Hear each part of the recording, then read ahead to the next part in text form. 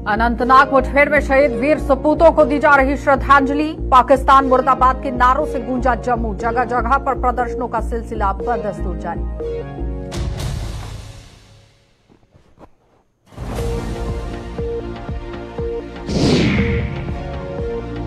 जिला डोडा में फिर पेश आया सड़क हादसा। चालक द्वारा नियंत्रण खो देने से पलटी मिनी बस। हादसे में मिनी बस में सवार 22 लोग घायल।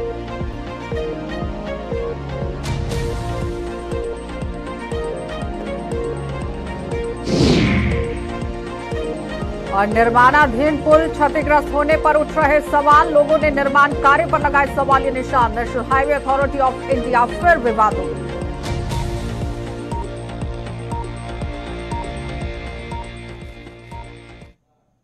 नमस्कार, बुलेटिन में आपका स्वागत है। मैं हूं आपके साथ आशा सरमाल। चलिए शुरुआत करते हैं जम्मू कश्मीर से जुड़ी खबरों की। सबसे पहले आपको अनंतनाग की अपडेट दे देते हैं। अनंतनाग मुठभेड़ में शहीद हुए राइफलमैन रवि कुमार आज पंचतत्व में विलीन हो गए। उनका पार्थिव शरीर आज सुबह किश्तवाड़ लाया गया और उसके बाद पूरे सैन्य सम्मान के साथ उनका अंतिम संस्कार कर दिया गया।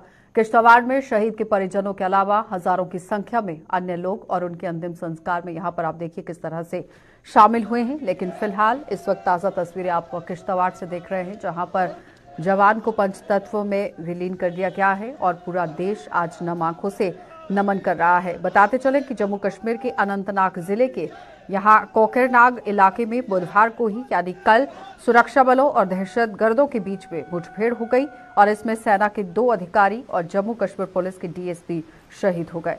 अधिकारियों ने यह बताया है कि आज सुबह सूचना यहां पर जिस तरह से दी गई, यानी बुधवार को ही सूचना मिली थी और उसके बाद पूरी तरह से यहां मोर्चा जो है वो सुरक्षा बलों की तरफ से खोल दिया गया था।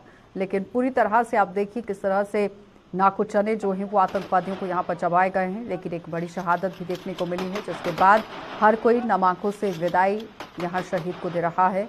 पंचतत्व में आज शहीद को विलीन कर दिया गया। फिलहाल ताजा तस्वीरें इस वक्त किश्तवाड़ से देखते हैं, जहां पर पूरा किश्तवाड़ पूरी तरह से शोक मना रहा है।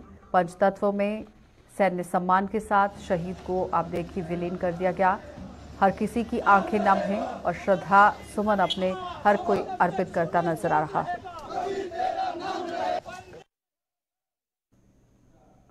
अनंतनाग मुठभेड़ में शहादत पाने वाले देश के वीर जवानों को आज जम्मू हाईकोर्ट बार एसोसिएशन ने भी भावभीनी श्रद्धांजलि दी। कोर्ट परिसर में एसोसिएशन के प्रधान एडवोकेट विक्रम शर्मा की अगुवाई में यहां आयोजित शोक सभा में वकीलों ने शहीदों को अपने श्रद्धा सुमन अर्पित कर उनके परिजनों से सांत्वना व्यक्त की। आपको ये भी बताएं कि यहां अनंतनाग मुठभेड़ में कर्नल मनप्रीत सिंह, मेजर आशीष, जम्मू कश्मीर पुलिस के डीएसपी हुमायूं भट्ट शहीद हो गए थे। जवान, वीर जवान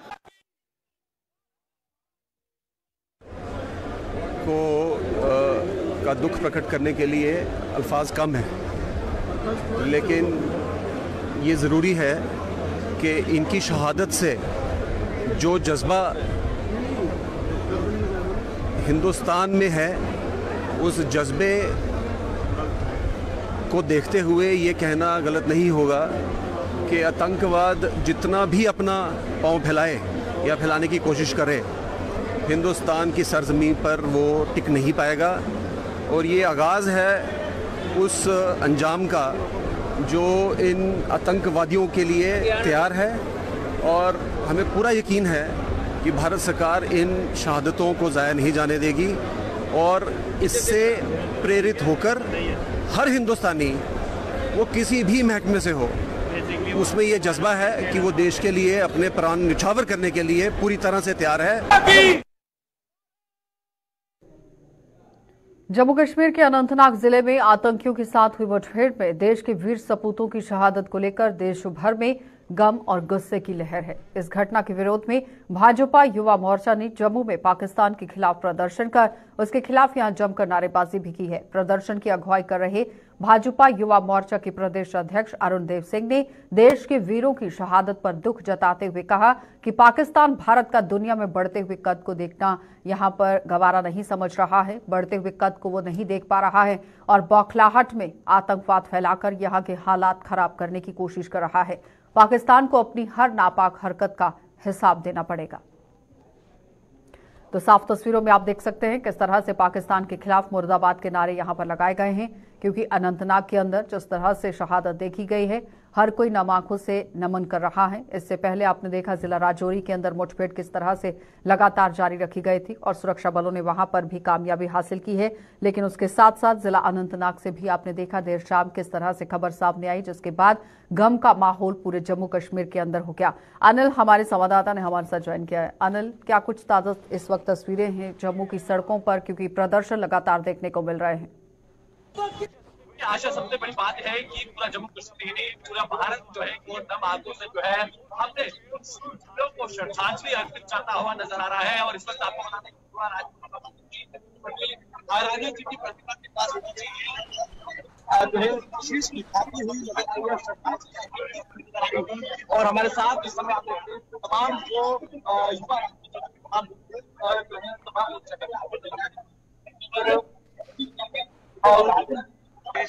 विक्रम जी हैं और उनके तमाम टीम और उनकी सभा के तमाम वो लोग हैं इस वक्त हमारे साथ मौजूद हैं। उनसे भी बातचीत जरूर करेंगे, मगर इस वक्त जो बेहद दुखद घटना है और राजौरी और कोकरनाग के अंदर जो आतंकी हमला हुआ है, जिसमें मेजर कर्नल डीएसपी रैंक के जो जवान हैं वो वीर गति को प्राप्त हुए हैं। विक्रम जी इस वक्त हमारे साथ है गुलिस्तान से एक्सक्लूसिव बातचीत करने के लिए।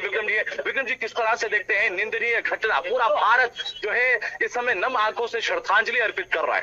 बिल्कुल, भारत माता की जय। और उन नौजवानों की जो 4 नौजवान हमारे शहीद हुए और हमारा जो डाक जो हमारा शहीद हुआ है साथ में, हम उनके लिए सभी के लिए जम्मू वासी और सारा देशवासी नम आंखों से आज प्रार्थना कर रहा है कि वो शहीद अमर रहे और उनके परिवार को सहानुभूति मिले, क्योंकि जो कायराना हरकत पाकिस्तान ने की है और कर रहा है, क्योंकि जब से देश का बंटवारा हुआ है ये ऐसे तो हमें तोड़ नहीं सकता, कभी कहीं से हरकत करता है कभी कहीं से, और हम बहुत इससे दुखी है क्योंकि हमारे 4-4, 5-5 जवान रोज जो तिरंगे में लिपट रहे हैं, ये चीज हम बर्दाश्त नहीं करेंगे। अनिल, सवाल कीजिए कि 370 के बाद लगातार आतंकवाद की कमर टूटी है, घटनाओं में कमी आई है, उसी की बौखलाहट ये देखने को मिल रही है। 370 हटने के बाद जो यहाँ पर आतंकवाद में कमी आई है और उस कमी के बाद ये घटना और इससे राजौरी की घटना को आप किस तरह से देखते हैं? बिल्कुल कमी तो आई थी, माननीय जी साहब भी बोल रहे हैं कि आतंकवाद खत्म हो गया है और अगर हमें 360 का भी उल्टा झटका देना पड़े मैं माननीय जी साहब से कहूंगा 360 नहीं, अगर 660 का भी झटका देना पड़े तो दीजिए, मिलिटेंट को जड़ से खत्म कीजिए, क्योंकि जब तक ये मिलिटेंसी है हमारे देश में तरक्की नहीं हो सकती। और ऐसे लोगों को छोड़ना चाहिए जो इनके आका बने हुए हैं, उनको भी गोली मारनी चाहिए, उनको भी नहीं छोड़ना चाहिए, क्योंकि ऐसे लोग वो देश प्रेमी नहीं। पाकिस्तान को किस तरह का सबक सिखाना चाहिए? बिल्कुल उनके घर घुस के मारना चाहिए और गोली का जवाब गोली से देना चाहिए। मैं तो बोल रहा हूँ अगर हमें जरूरत पड़ती है, हमारे नौजवानों की जरूरत पड़ती है तो हम भी आगे आने को तैयार हैं। ये हम रक्षा मंत्री और प्रधानमंत्री जी से कहें। देखिए, सबसे बड़ी स्टेटमेंट जो है प्रधान की तरफ से दी गई है, ये साफ कह दिया गया है कि अगर जरूरत आन पड़ती है तो हम तैयार हैं और पूरी तरह से जी जान जो है वो लगाकर जो है पाकिस्तान को उनके घर में घुसकर सबक दिखा। बहुत बहुत धन्यवाद जुड़ने के लिए। तो फिलहाल आपने देखा कि घर के अंदर घुसकर पाकिस्तान को सबक सिखाने की जरूरत है, इस तरह से युवा राजपूत सभा की तरफ से एक बड़ी बयानबाजी की गई है। लेकिन फिलहाल आप देखिए गुस्सा लोगों का 7वें आसमान पर है। जम्मू की सड़कों पर लगातार धरने प्रदर्शन हो रहे हैं और पाकिस्तान मुर्दाबाद के नारे लग रहे हैं। लेकिन फिलहाल आप देखिए जिस तरह से धारा 370 जाने के बाद लगातार यहां पर आतंकवाद में कमी आई है। मुकम्मल तरीके से हर किसी का ये कहना है कि उसी की बौखलाहट इस रास्ते से पाकिस्तान की देखने को मिल रही है। आगे बढ़ जाते हैं, अब आपको जिला डोडा लिए चलेंगे और डोडा में आज पेश आए सड़क हादसे में 22 लोग घायल हो गए हैं। ये हादसा तब पेश आया है जब यहां पर प्रेमनगर से डोडा की ओर आ रही एक मिनी बस चालक द्वारा नियंत्रण खो देने से पलट गई है। इस हादसे के बाद वहां अफरा तफरी मच गई और घायलों को जीएमसी डोडा पहुंचाया गया है। फिलहाल क्या कुछ हालात हैं वो आपको दिखाएंगे, क्योंकि पूरी तरह से तस्वीरें आपको दिखा रहे हैं जीएमसी डोडा की भी। और जिस तरह से एक बड़ा हादसा पेश आया है, सवालिया निशान जरूर उठ रहे हैं, क्योंकि नेशनल हाईवे अथॉरिटी की तरफ से भी किस तरह से काम हो रहा है और उसके साथ साथ जिला डोडा प्रशासन की अगर बात की जाए तो एक बड़ा दावा जरूर पेश किया जाता है कि बैरिकेड्स लगाए जा रहे हैं, सड़क हादसों पर रोक लगाने के लिए काम किया जा रहा है। वसीम गट्टू ने हमारे साथ ज्वाइन किया है। वसीम, बड़े बड़े दावे कहीं ना कहीं यहाँ पर फेल होते साबित हो रहे हैं। हर बार बात होती है, सड़क हादसा फिर भी होता है। किस तरह से काम कर रहा है आप प्रशासन? देखिए, सवाल तो कहीं ज्यादा है, मगर आपको बताना चाहूंगा जो आज हादसा वो पेश आया और लगातार जिस तरह चुनाव खेता एक चीज से बड़ा मशहूर हो चुका है, जिस तरह से लगातार एक्सीडेंट यहाँ पे हो रहे हैं। और ये गाड़ी जो है एक मिनी बस प्रेमनगर से डोडा की तरफ आ रही थी। गड़सू के मकाम पे जब गाड़ी पहुंची तो हादसे का शिकार हुई। और लगातार हम देख रहे हैं कि डोडा के अंदर इस तरह के मामले सामने पेश आ रहे हैं। और आज लगभग 8 बजे के करीब सुबह ये गाड़ी जो है हादसे का शिकार हुई। और जिस तरह से बताया जा रहा कि 22 से 23 लोग इस गाड़ी में सवार थे और 2 लोगों को मेडिकल कॉलेज जम्मू भेजा गया है और बाकी सारे लोग जो उनका इलाज मेडिकल कॉलेज डोडा जो उनका चल रहा है। और लगभग 22 से 23 लोग इस गाड़ी में सवार थे और गाड़ी रास्ते में ही पलटी। आप ये मानिए कि अगर गाड़ी खाई में चले जाती तो एक चनाब खिते के अंदर बहुत बड़ा हादसा हो सकता था, फिर ये गाड़ी सीधा दरियाई चनाब में चले जाती। जी वसीम, क्या लगता है सिर्फ निंदा करने से प्रशासन का काम माकूल तरीके से हो जाता है या फिर यहाँ पर स्टेप्स उठाने की जरूरत है? क्योंकि पिछली बार भी जब हादसा हुआ है, उससे पहले भी जब हादसा हुआ है तो निंदा कर दी जाती है और कहा जाता है कि बहुत ही जल्द काम किया जाएगा, बैरिकेडिंग्स लगाए जाएंगे, रोड्स को सही किया जाएगा। कितना काम हुआ? देखिए बैरिकेड से सारी चीजें ठीक नहीं हो सकती है। चनाब खिता मैंने पहले ही बताया मशहूर हो चुका है। जो कंसर्न महकमा है जमीनी सतह पे टोटल फेल है। फेल इसलिए है कि आप देखिए कंडम गाड़ियां अलग अलग इलाकों से लाई जाती है, उधमपुर, जम्मू, कठुआ, रियासी, इन इलाकों से गाड़ियां लाई जाती है और पास उन गाड़ियों को कौन करता है? यही लोग करते हैं। उसके बाद जो है वो कंडम गाड़ियां यहाँ पे चलती हैं। उसके बाद इस तरह हादसे का शिकार ये गाड़ियां होती हैं। और जिस तरह से लोगों की तरफ से भी आज बताया गया कि ड्राइवर की गलती भी हो सकती है, जिस तरह से हम देख रहे हैं कि एसएसपी डोडा की तरफ से भी बताया गया कि जल्द से जल्द उन लोगों पे कार्रवाई की जाएगी। पहले इस चीज पे देखा जाएगा कि गाड़ी क्यों हादसे का शिकार हुई, क्या लापरवाही की गई, और ये भी देखा जाएगा कि क्या ये कंडम गाड़ी अगर है तो यहाँ पे अगर चला जाए, वसीम, जब मोटर व्हीकल एक्ट लाया गया उसके बाद एक और बड़ी बात देखने को मिली थी कि 15 साल से ज्यादा लाइफ अगर किसी गाड़ी की हो गई है तो वो रास्ते पर नहीं चल सकती है। क्या उस हवाले से कोई जानकारी है कि 15 साल से पुरानी गाड़ी थी? देखिए डोडा में अगर इस चीज की सर्वे डोडा में की जाएगी तो सबसे कंडम गाड़ियां सबसे ज्यादा जिनकी गाड़ियों की एज होगी लगभग 20-25 साल, वो डोडा में ही आपको देखने को मिलेगी। यानी कि कंसर्न महकमा टोटल फेल है। उनको पहले भी और सिफारिशें, जब उन लोगों को ये चीजें दिखती हैं तो सिफारिशों से वो काफी परेशान होते हैं, फिर सिफारिशें करवाना स्टार्ट हो जाते हैं। मेरी उन लोगों से अपील होगी कि काम कीजिए जमीनी सतह पे। सिफारिशों से ये सारी चीजें ठीक नहीं होगी। हर दिन हम ये नहीं देखेंगे कि लोग मरते जाएंगे और आप लोग काम नहीं करेंगे। एक दिन कहीं मेडिकल कैंप को करवाते हैं फोटो सेशन के लिए, बाकी चीजें हम देख रहे हैं कि डोडा शहर की मैं खास करके बात करूं, टाउन की बात करूं, यहाँ पे भी एक्सीडेंट अब हो रहे हैं और बड़े पैमाने पे एक्सीडेंट हो रहे हैं। रैश ड्राइविंग देखने को मिलती है, ओवरलोडिंग हम देख रहे हैं कि रुकने का नाम नहीं ले रहे हैं। तो उससे साबित ये होता है कि लगातार एक्सीडेंट हो गए। अगर ओवरलोडिंग इसी तरह से देखने को मिल सकती है तो आज भी बड़े दुख से मुझे कहना पड़ रहा है, ये लोग जो है किसी प्रोग्राम को अटेंड करके आ रहे थे वहां से और गड़सू के मकाम पे ये गाड़ी जो है हादसे का शिकार हुई। जितने भी लोग घायल हुए हैं वसीम, उनकी क्या स्थिति है इस वक्त? देखिए ज्यादा बड़ा हादसा नहीं था ये, मगर छोटी मोटी चोटें इन लोगों को लगी है। कलेक्टर का ये बताया जाता कि वो शख्स गाड़ी में फंसा था। पुलिस ने, एनजीओ के लोग, जो मकामी लोग हैं, उन्होंने इसको बाहर निकाला।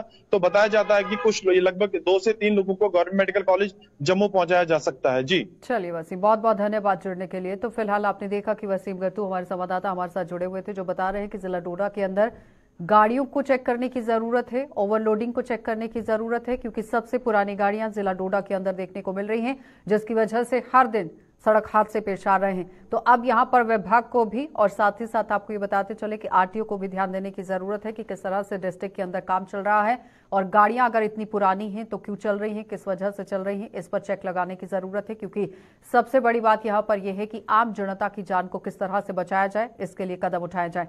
आगे बढ़ जाते हैं जम्मू पठानकोट हाईवे पर सांबा में यहां नौनाथ इलाके में बुधवार को क्षतिग्रस्त हुए निर्माणाधीन पुल पर काम जो है वो विवादों में घिर गया है और लोगों ने आरोप लगा दिया है कि इस पुल के निर्माण में तमाम कायदे कानूनों को ताक पर रखा गया है और यही वजह है कि पुल बनकर तैयार होने से पहले ही क्षतिग्रस्त हो गया है। National highway authority of India के खिलाफ भी लोगों का गुस्सा 7वें आसमान पर पहुंच चुका है। और आपको ये बताते चले कि इससे पहले आपने जिला कठुआ के अंदर तरन्हा पुल देखा था, जो महज 10 सालों के अंदर अंदर ही यहाँ किस तरह से क्षतिग्रस्त हो जाता है, ये लोगों का आरोप था। और साफ तौर पर लोगों का आरोप ये भी था कि जल्द से जल्द जांच कमेटी बिठाई जानी चाहिए और जांच की जो कमेटी है उसका अगर गठन होता है तो फिर एक चेक लगाना चाहिए कि आखिर किस तरह से यहाँ पर जो काम है वो किया गया, मटेरियल किस तरह से लगाया गया है। लेकिन जिला सांबा से भी इसी तरह की अगर खबर सामने आ रही है तो कहीं ना कहीं सवालिया निशान नेशनल हाईवे अथॉरिटी पर जरूर लग रहे हैं। और उसके साथ साथ आप देखिए 6 लेन का भी काम चल रहा है, वहां पर किस तरह से ये पूरी पारदर्शिता रहेगी और मटेरियल किस तरह से रहेगा, अब सवालिया निशान कई तरह के उठ रहे हैं। ऋषि खजूरिया हमारे संवाददाता हमारे साथ ज्वाइन कर चुके हैं। ऋषि, तरन्हा पुल महज 10 सालों के अंदर अंदर ही आपने देखा किस तरह से यहाँ पर क्षतिग्रस्त हो गया। अब जिला सांबा में भी उसी तरह से तस्वीर सामने आई है। क्या कुछ काम किया जा रहा है प्रशासन की तरफ से वहां पर?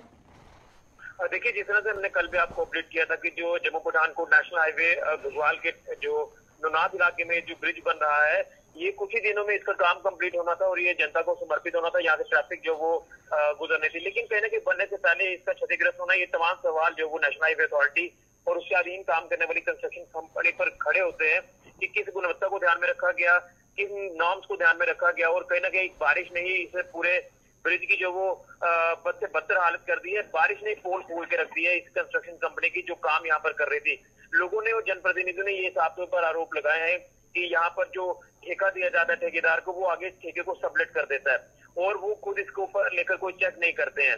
और कहीं ना कहीं यही एक वजह है कि जो फर्श डाला गया है इस पूरे पुल की बात करें, नीचे जो फर्श है उसकी लेयर हमने खुद देखी ग्राउंड पर जाकर, 3 से 4 इंच की जो लेयर है, जिसमें ना तो आयरन बार का इस्तेमाल किया गया है और नीचे जो मिट्टी का रोल किया गया, यानी मिट्टी की परत इतनी ज्यादा है कि ये जो बारिश आई है, इस बारिश में का इतना ज्यादा तेज बहाव आया पानी का, बाढ़ का, कि ये पुल के पिलर को जो है वो पूरी तरह से खिसका चुका है। पिलर्स अपनी जगह छोड़ चुके हैं। जो वॉल्स यहाँ पर खड़ी की गई थी, जिसके ऊपर शटरिंग भी डाली जा रही है, यानी लेंटर अभी कुछ दिनों में पड़ जाना था, लेकिन उससे पहले ये तमाम बद से बदतर हालत जिस तरह से यहाँ पर हुई है, ये कहीं ना कहीं चिंता का विषय बन चुका है। फिर जिस तरह से आम लोगों की तरफ से आरोप लगाए जाते हैं कि घटिया मटेरियल का इस्तेमाल हुआ है, तो जाहिर तौर पर वही देखने को मिल रहा है। आपको नहीं लगता है कि एक जांच कमेटी बिठाने की जरूरत है? उसका गठन अगर होता है तो चेक लगाने की जरूरत है कि मटेरियल किस तरह से नेशनल हाईवे अथॉरिटी यहाँ पर इस्तेमाल कर रही है? देखिए, बिल्कुल सही कहा, क्योंकि हमने डीडीसी मौके पर जो आए हुए थे उनसे भी हमने बात की। उनसे हमने ये सवाल किया कि क्या आपने एडमिनिस्ट्रेशन के कानून तक ये बात पहुंचाई है, जिसमें डीसी सांबा तक ये बात पहुंचाई गई। तो एसडीएम घुग्वाल मौके पर आकर जायजा लेकर गई हैं और ये देखा गया कि कहीं ना कहीं जो डीडीसी कह रहे हैं कि इसमें घटिया मटेरियल का इस्तेमाल किया गया है। तो यही रेशियो देखने की जरूरत है और चेक करने की जरूरत है। इसलिए नितिन गडकरी जी को ये गुहार लगाई जा रही है कि जिन कंपनियों को ठेका दिया जाता है उनके ऊपर चेक करने की काफी ज्यादा जरूरत है, क्योंकि जिंदगी लोगों के साथ अगर खिलवाड़ हो जाए तो काफी एक बड़ा इशू बन जाता है। खासतौर पर अगर ये पुल चल पड़ता, अगर चलने के बाद इस तरह का हादसा पेश आता तो आप अंदाजा लगा सकते हैं। आपको क्या लगता है कि विकास का नाम सिर्फ ये है कि आप रोड बना रहे हैं लेकिन उसकी गुणवत्ता नहीं देख रहे हैं? बिल्कुल, सिर्फ सड़कों का जाल बिछाने से कुछ नहीं होने वाला है? बिल्कुल, जाल आप जितने मर्जी बिछाइए, लेकिन जब तक उसमें गुणवत्ता को ध्यान में नहीं रखा जाएगा, लोगों के हित को ध्यान में नहीं रखा जाएगा, तो मुझे लगता है कि इस तरह के प्रोजेक्ट्स का कोई फायदा नहीं होगा। क्योंकि ये फायदा, ये जो प्रोजेक्ट है, ये आपको 1 साल, 1.5 साल, 2 साल तक बड़े अच्छे लगेंगे, देखिए कितना अच्छा प्रोजेक्ट बनाया, लेकिन उसके बाद जब आप बीती लोगों को भुगतनी पड़ेगी, उसको कौन जिम्मेवार होगा? इसी को लेकर लगातार सवालिया निशान तमाम जो अथॉरिटीज हैं उसके ऊपर उठते नजर आ रहे हैं। अब देखना यह है कि किस तरह से प्रशासन और नेशनल हाईवे अथॉरिटीज को लेकर संज्ञान लेती है। ठीक है ऋषि, बहुत बहुत धन्यवाद जुड़ने के लिए। तो फिलहाल आपने देखा कि ऋषि खजूरिया हमारे संवाददाता हमारे साथ जुड़े हुए थे, जो बता रहे हैं कि नेशनल हाईवे अथॉरिटी पर कई तरह के सवालिया निशान आम जनता की तरफ से लगाए गए हैं, लेकिन अब केंद्र सरकार को भी ध्यान देने की जरूरत है कि जम्मू कश्मीर के अंदर सड़कों का जाल तो बिछाया जा रहा है, लेकिन जो सड़कें और पुल बनाए जा रहे हैं उसमें गुणवत्ता क्या है और मटेरियल का किस तरह से यहाँ जो कॉन्ट्रैक्टर्स हैं वो इस्तेमाल कर रहे हैं, चेक लगाने की जरूरत है। आगे बढ़ जाते हैं, अब आपको आरएसपुरा लिए चलते हैं। आरएसपुरा के वार्ड नंबर 9 से रविवार को लापता हुए युवक अमित कुमार का शव गांव फतूचक से यहां पर नहर से बरामद हुआ है। इसकी सूचना मिलते ही पुलिस मौके पर पहुंची है और शव का पंचनामा कर मामले की जांच शुरू कर दी गई। मृतक के पिता जोगेंद्र लाल ने अपने बेटे की हत्या की आशंका जताई। जोगेंद्र लाल के मुताबिक उसके बेटे को 4 यहां जो युवक हैं घर से बुलाकर अपने साथ ले गए थे और इन 4 युवकों में से एक को पुलिस ने गिरफ्तार कर उसकी निशानदही कर शव को बरामद कर लिया।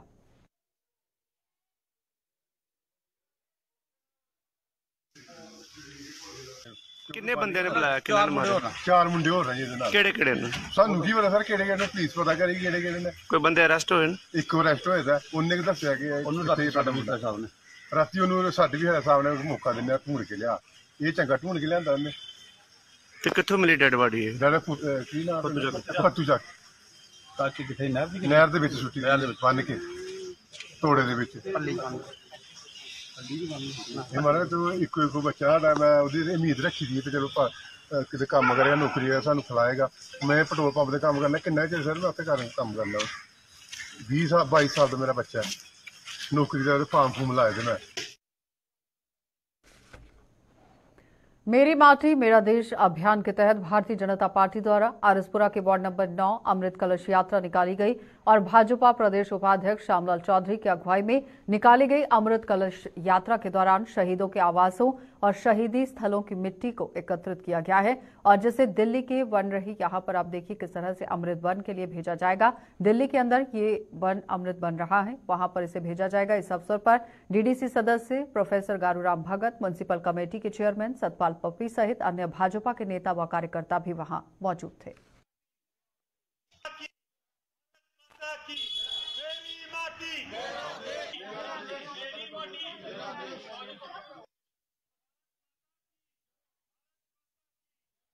मेरी माटी देश के प्रधानमंत्री ने शुरू किया था।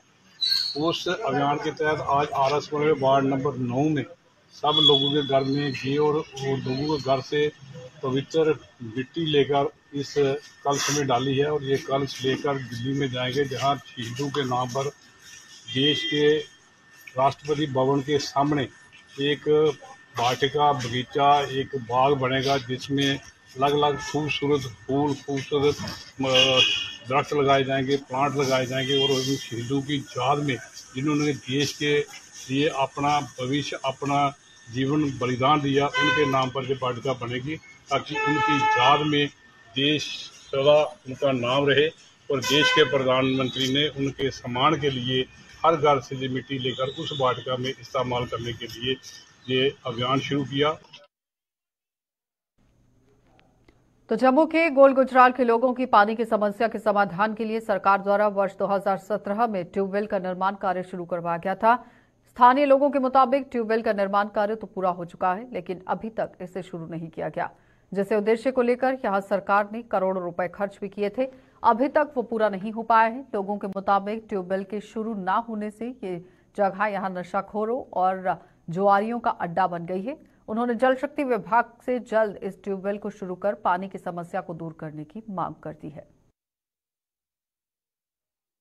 2017 में बनाया गया था ये ट्यूबवेल जब बना था, और ये टैंकी जो बनी ओवरहेड टैंक जो है ये भी कोई 5 साल हो गए बने हुए, लेकिन आज तक इसमें से इन्होंने पानी की सप्लाई नहीं दे रहे हैं।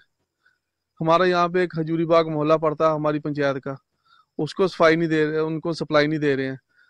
काफी परेशानी यही है कि हम गवर्नमेंट से बोलते हैं कि भाई इतना पैसा लगाकर अगर आपने ये इतना प्रोजेक्ट बनाया है 5-7 करोड़ रुपए का, तो इसको लोगों की सुविधा के लिए इसको पानी की सप्लाई तो कीजिए।